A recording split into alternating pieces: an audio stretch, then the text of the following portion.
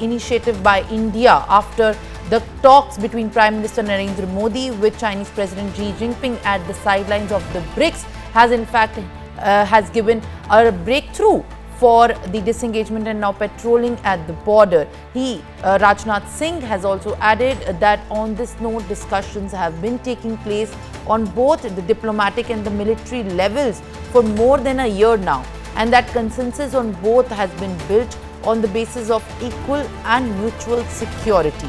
Our Raksha Mantri has further highlighted that we will try to go beyond the disengagement. Let's now listen into what he has said. दोनों स्तर पर बातचीत चल रही थी, एक समाधान हो चुका है और साथ ही साथ अब डेमचौक पर तो पेट्रोलिंग का सिलसिला प्रारंभ हो गया है, भारत का भी और चाइना का भी, मैं जिस रूप में होना चाहिए, और वैसे ही डेप्सांग का भी प्रारंभ होगा.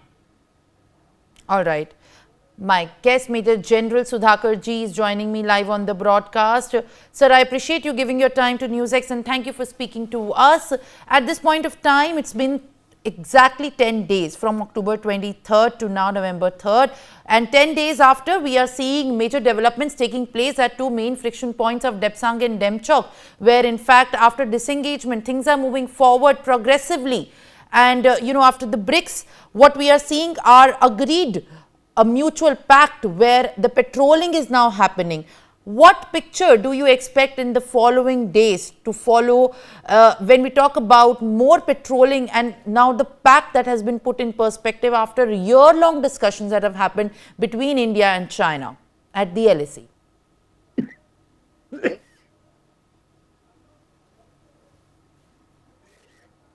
Simran, good morning. Thank you for getting me to your show.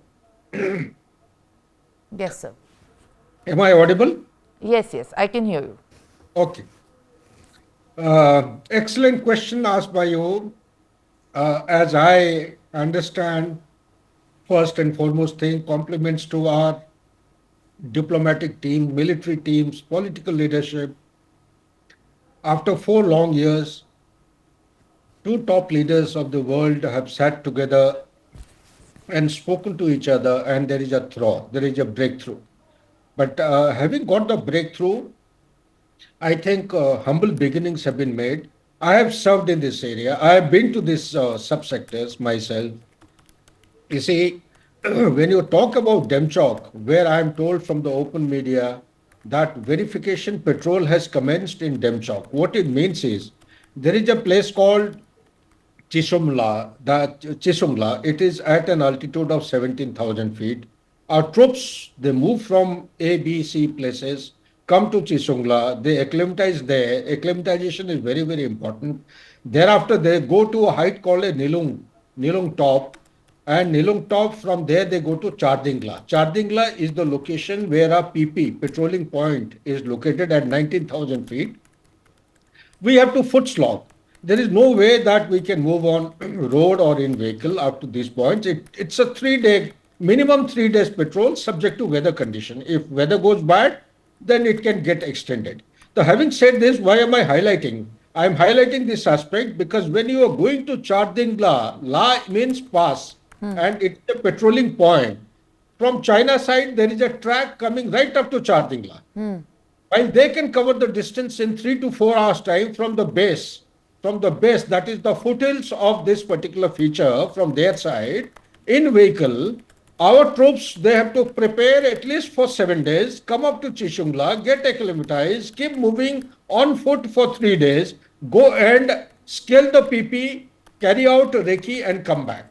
So this is one part I wanted to highlight. What is the problem? Problem is China has been coming down along the forward slope towards a junction. There is called it Nala Junction, Chardingla Nala and Nilungla Nala. Nala, this is a Nilung Top hill feature. There is a Nala going down. Both these, there is a confluence of this Nala. Thereafter, they flow down and join with the Indus in Indus Valley.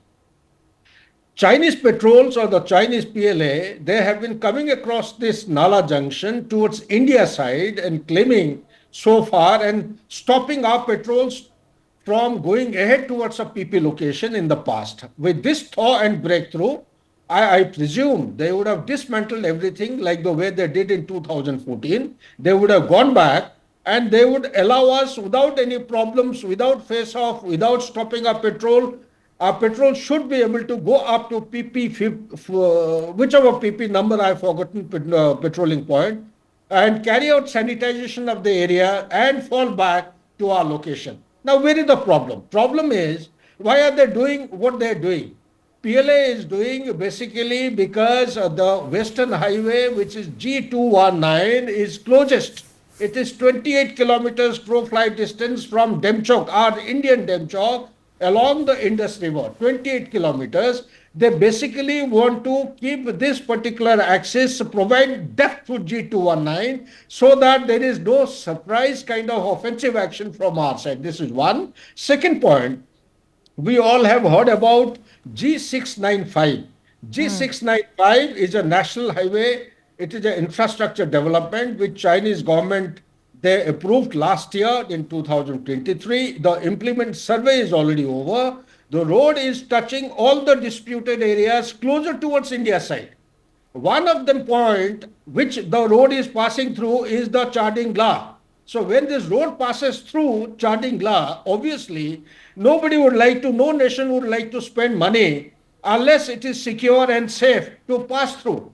And they wouldn't be comfortable to have a road so close to Indian territory, which can be dominated by us, which can be intercepted or choked or cut off by us easily whenever military campaign takes place. These are two apprehensions I thought I would clarify. Having said that, now let's get back to the thaw and the breakthrough, the verification patrol. Disengagement has taken place, very good.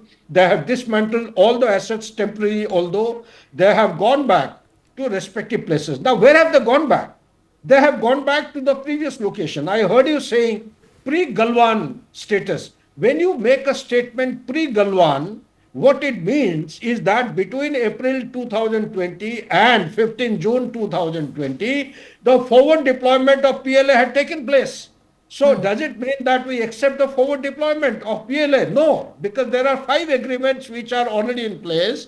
And all the agreements, they have highlighted one central aspect, that there will be no change to status quo. The moment status quo is actually changed, then whichever party is undertaking the change in status quo will be liable to explain as to why it is being done, and they should actually dismantle all change in status quo, which China is doing now. So therefore, I would say that it will be safe to use the terminology pre-April 2020 status, not pre-Galwan. The moment you say Galwan, you give a time allowance of 2 to 3 months' time, during which PLA had an extensive build-up and they had come towards the forward deployment, which is the change in status quo not acceptable as per the agreement between India and China, call it 93, 96, 2002, 2005, 2012 and 2013. While the details, in fact, include the optics in which it should be referred, I appreciate this nitty-gritty where, in fact, this is put in perspective. I'll request you to kindly stay on with me on the broadcast while I also bring details about what we are breaking from information of our sources. Now, this agreement is important, viewers, because the Chinese side until a year ago showed reluctance to even discuss Depsang Plains and Demchok, while it agreed on disengagement at other friction points, namely PP14, Galwan Valley, PP15, Hot Springs, PP17A, Godhra, North and South banks of Pangong Tso. Sources, what they are telling us right now is that after disengagement in Ladakh, India's focus is going to be on Arunachal Pradesh.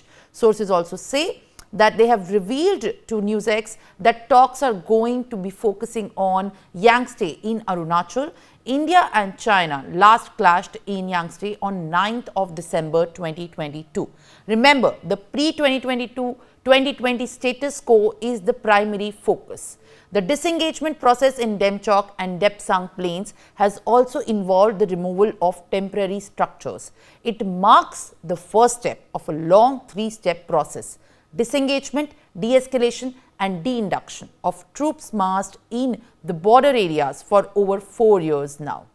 Major General Sudhakar Ji, now in fact you have heard how India's focus is going to be primarily on Arunachal Pradesh, and especially at that point where India and China in fact clashed in the year 2022. What are your thoughts on it? Excellent. So this is Yangtze. Yangtze is a place which is approximately 35 kilometers crow fly distance from Tawang. And to reach Tawang, one has to go to Guwahati. From Guwahati, it's roughly at a distance of 550 kilometers by road, passing through Tezpur, Bomdila, Sela, and then Tawang. This is the time and distance. So Yangtze is a feature which we had physically occupied, physically.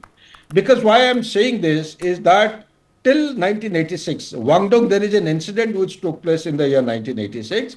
Guangdong, where Chinese surprised us, they came and occupied across our perceived line of actual control at a place called Samdung Chu Nala, and towards the river slope of this feature called Lungrola. Lungrola is a mountainous feature which is in horseshoe. It has got Kafur to the western flank. It has got Das to the eastern flank. At the center, where the loop forms, is called a Lungrola. And from this is the place where the Chinese had come and occupied a post which generally our IB people is to go and occupy during summer season. Consequent to their non-vacation of this particular location, despite extended negotiations as also military mobilization from Indian side, until we occupied this horseshoe deployment, we also undertook some kind of a QPQ, quid pro quo, and quid pro quo was done in the area Yangtze. Yangtze is at a height of 17,000 feet. It ranges between 14 to 17,500. And the tip of the feature is called a Shankaropi. And towards our side, India side, it's all a grassy land, and where there are typical herbs which are actually come up, they grow naturally. Now, why is it the PLA is sensitive to Yangtze? Why they want to negotiate? We have to understand, I have mentioned about Tawang, I have mentioned about Yangtze. There is a place ahead of Tawang towards China side known as Bumla. So Bumla is the point where Chinese and Indians, they come. There is a common point along the IB. There is a small stretch of India international border. And they come up to that point. They have roads built up to Bumla. We also have roads which have come up recently in past 10 years or so. And any movement of China or the PLA taking place well from the hinterland, say 40 kilometers deep into the hinterland of China, there is a place called as Sonazong. Any PLA movement taking place from Sonazong to Bumla is clearly visible from this Yangtze OP. It is called observation post. Anything they do, whether it is a movement of a radar, movement of troops, movement of guns, collection of ammunition, everything is clearly visible. So it is in a flank, therefore they are sensitive. Number two, they also have a place of religious sanctity. There is a waterfall, 108 waterfalls near Damteng, which has got religious sanctity. The Buddhists of China, they come and actually worship on a particular day, which China has been trying to capture and take it to their side. Number three is that Yangtze, they said traditionally their yaks have been coming across towards Indian side of Yangtze for grazing purposes. Because of which in the year 2011, I was the commander, we had constructed a breast wall with the help of loose stones. These breast walls, loose stones are placed one over other. They are like, in military parlance, they call it sangad, extended sangad over a distance of more than 100 meters, so as to prevent movement of yaks. But in the pretext of collecting the yaks which have gone across into Indian side for grazing, the PLA troops in the garb of the herders or looking after the yaks, they also on some pretext or the other, they come inside and they carry out activities which are non-military like and also pose or put in threat to the very forward deployment of the Indian troops along Yangtze. Last but not the least, if the patrolling has to commence for verification purposes, then as per the understanding which has come in the open media, if their patrols are allowed to come towards Yangtze side, nothing can stop them unless we have an inbuilt system to have a caveat in our agreement that they will come up to this point only under our observation or surveillance. Otherwise, they will skirt around, come towards Tawang and pose a threat, and Indian army will be surprised once again. There is a danger of such kind of things. I am sure the interlocutors and the people who are involved in the agreement, they would have factored in all these aspects and they would have taken adequate inbuilt preventive measures so that such kind of act of surprise against Indian Army is prevented in future. Back to you, Simran. All right, Major General Sudhakar ji, thank you for putting in this in detail and in perspective as well. We discuss the ramifications of, in fact, this patrolling that's now being done. For more such videos, subscribe to the Newsx YouTube channel, hit the bell icon.